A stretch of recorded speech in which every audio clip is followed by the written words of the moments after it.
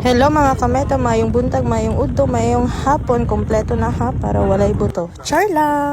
So for today's video guys, padulong dai mi og dagat kay mga ligo tapos mamukot ta lang pod para naami kilawunon og sudanon.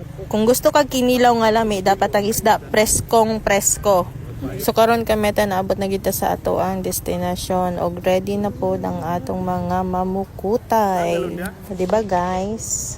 Tanawa ka meta, grabe ka init, 'di ba? Kagahapon grabing ulan, so nindot kayo ang ato ang tempo karon.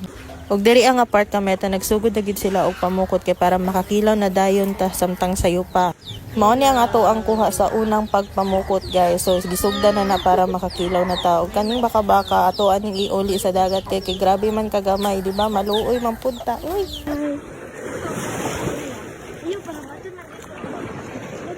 So karon kameta kay nakakuha naman ta kilawunon so mangaon sa tano kay gipanggusla nang ato ang mamukutan na natay kinila nga walay pipino kay wala tay napalit.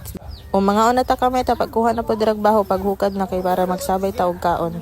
Ug mao ni tanan ang ilahang kuha guys, after namo nangaon namukot naman pod sila og balik. Ug diri nga part kin after na tag-udto nagsabaw na lang pod ta kay para sudaanon nato no. Ug luto na ato ang sabaw, mangaon ta. Bye bye.